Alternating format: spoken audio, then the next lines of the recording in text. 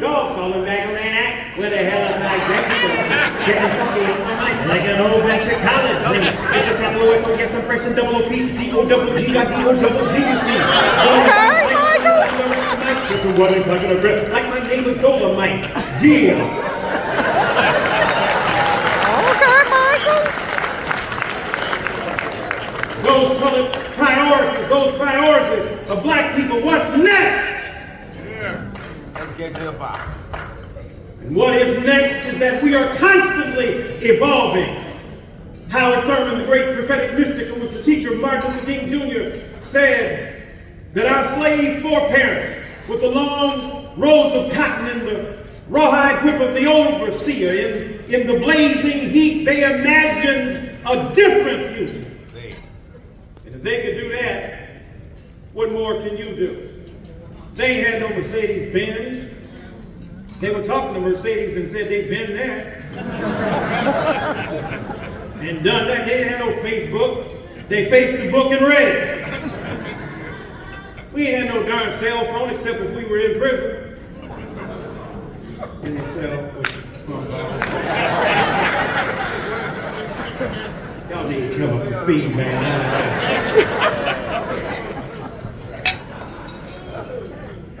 And so, those priorities that we articulated, they can snatch that from us. We created a new opportunity. Howard Thurman said, they imagined a different future.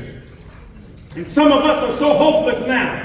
Some of us are so into despair that we have lost the sense of what's possible. We going around bellyaching, confessing, and bitching about what it is that our slave foreparents and our mothers and fathers face far worse. That's it. Yeah. It's the worst it ain't the worst we done ever seen. You ain't picking cotton every morning. You ain't sharecropping on somebody's land every morning. Yes, you face the vicious, invidious forces of white supremacy, but you got a job, you got families, you got ability to speak up, you got the NAACP. What no NAACP on the slave plantation? Then number two, I would say, is that never again accept conservative principles. I know some of y'all conservative, so let me modify that. Never again accept conservative practices. Principles might be told maybe ideally, but the practices are jacked up. You got these conservatives out here, what's up? It's always January 6th to us. Because y'all always wilding out. Don't get your way, you complain. You always talk about lift yourself up by your bootstraps and be an independent. Respond to fiat on the day that you don't get what you're supposed to get. You're supposed to have. Do we bitch and gallate and complain? No, we keep getting up the next morning and grasp after what we know belongs to us.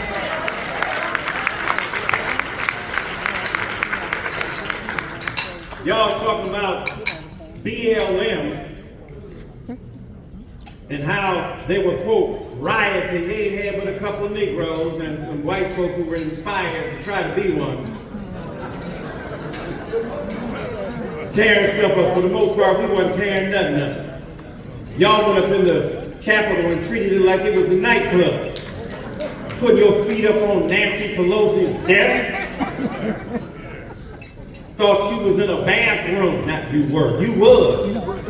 In a bathroom carrying the Confederate flag on some of the most sacred civic property in America. Mad because you lost an election. Vote! And if it don't turn out your way, vote again. And if it don't turn out your way, vote again. We used to not be even able to vote. Y'all mad because you could vote, but your person didn't win. We were upset because we couldn't even vote. And yet we maintain a love for democracy and a love for America.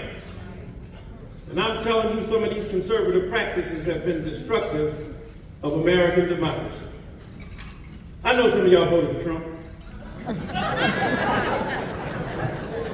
And he ain't that bad. You know, he kind of got a little swag with him. I know some of y'all voted for Trump. Some of y'all conservative, because you go to these conservative black churches.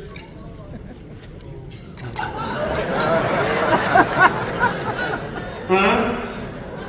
You up here imitating what they imitating? You got a bunch of old white men trying to talk about women not having babies. They ain't been in a womb in 50 years. They ain't gynecologists.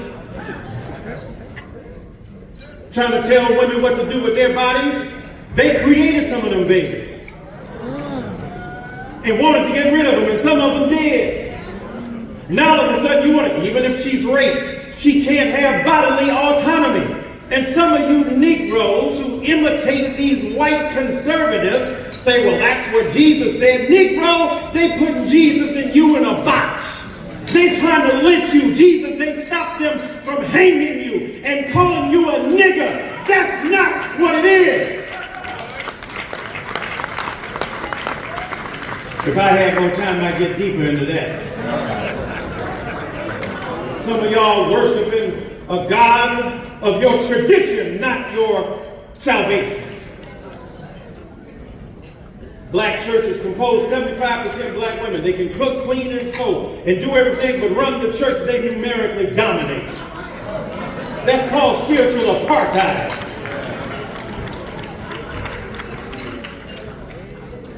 Church wouldn't be nothing without the black women.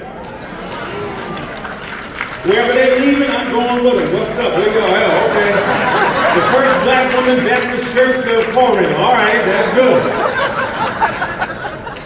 I ain't dissing men. I'm a man myself. I love men. But don't be unfair about it. Don't say, well, Jesus didn't have any women. He ain't had no Cadillac either, Negro, but you driving one.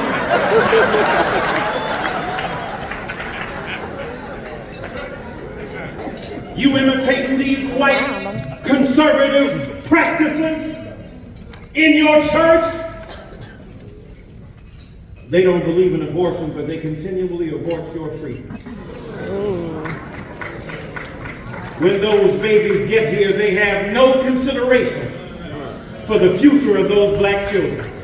When those children get here, they abort their future through environmental practices that leave them desperately vulnerable to environmental racism.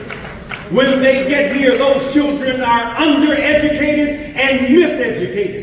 When those children arrive here, they don't have any health care. They can't even get what we used to call welfare or WIC. I used to stand in them WIC lines. I don't know nothing about that. Women, infants, and children, and Negroes like me. And so don't you, in your embrace of conservative moral principle that is sexist, misogynistic, patriarchal, homophobic, that's what be tripping me out. If I ain't never been to a black church that turns down gay tithes.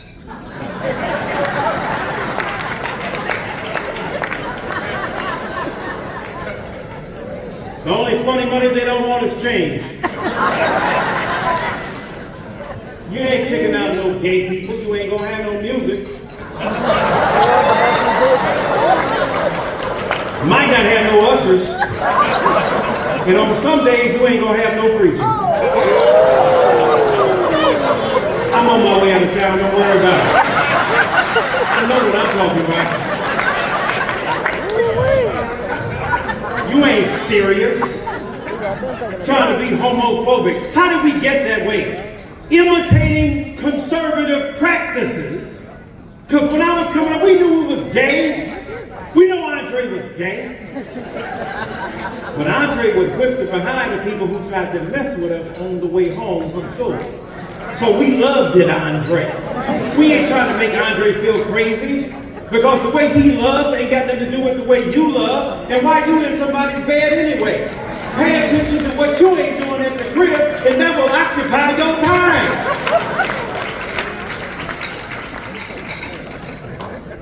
You got January 6th arguing against a duly held election because it didn't go their way. And then they're trying to suppress the vote across the country.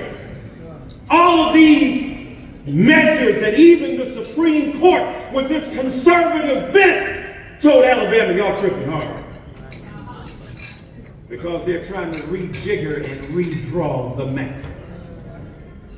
And so, my brothers and sisters, do not be hoodwinked by what sounds like deeply valuable estimations of human worth premised upon the ethical viewpoints of these conservative brothers and sisters who have meanness of spirit and harshness of rebuke against the vulnerable. They can't even keep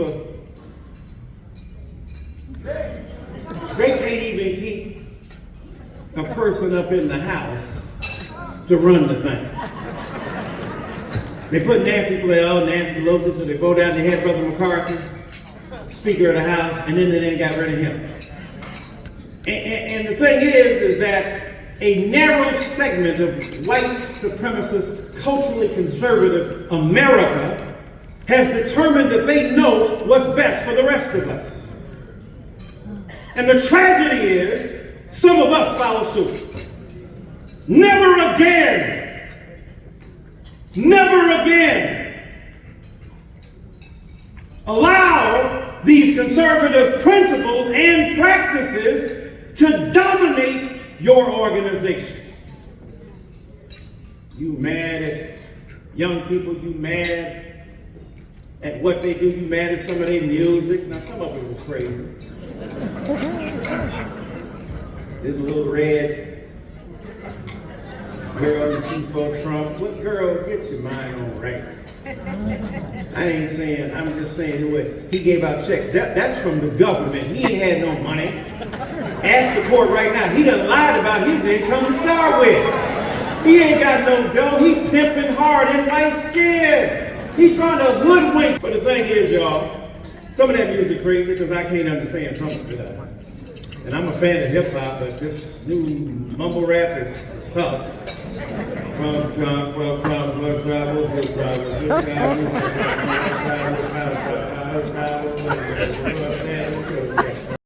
Yes, critique them. Yes, engage them. But you were young once. I know it's hard for y'all to remember. Y'all was getting y'all swerve on. I saw you. In the back of the club, blue lights in the basement. The closer I get to you. Y'all. St. Louis' own who? Mr. Donnie Hathaway. Trying to teach y'all what it is, man. And so y'all were getting your swerve on. You didn't stop sinning, you aged out.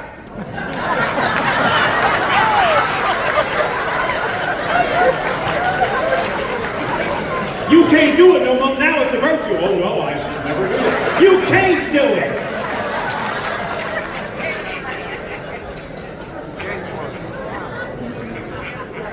So be easy on these young people. Understand what they're up against. Understand the Karens and the Jeromes that are trying to send them to jail because they're trying to sell some Kool-Aid on the corner. Don't be disrespectful of the very people that you are producing. This is 50 years for hip-hop. A lot of people want hip-hop to be responsible, but I used to listen to radio stations. We only play smooth R&B. No backbeat. Remember that? That means we ain't playing no hippity hop. Now it's $1 billion business. What you look like now? My God, where you at? Why don't you be responsible? Why don't you pay back what you owe us? Nothing. We didn't support them. We weren't there for them. So let's learn to love our children. Yes, we can be critical of some of the stuff they produce, but all rap music ain't great, and some of it is bad, but most of it is what it is. Just like gospel music. All gospel music ain't great. Jesus will never say no. Stop lying. He told you no this morning, Lord. No. May I hell no. Okay, that was me, not Jesus, but I'm just saying.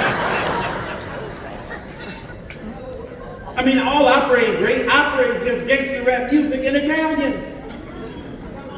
Or Latin. Cantate domino,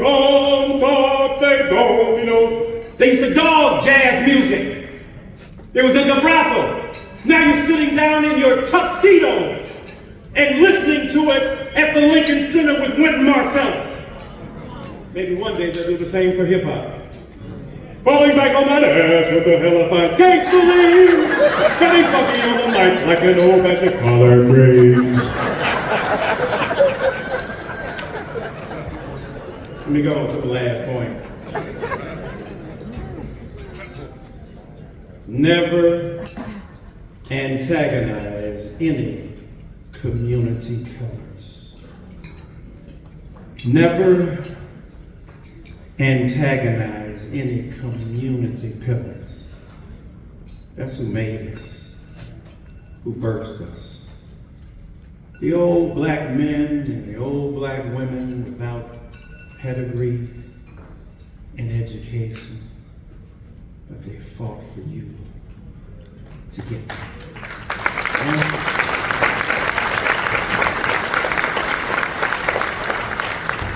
Their language might not be the language you like. So as I take my seat, I want you to remember, never antagonize any community pillars. Not just the famous ones, the ones with no name, who made it possible for us to become what we are.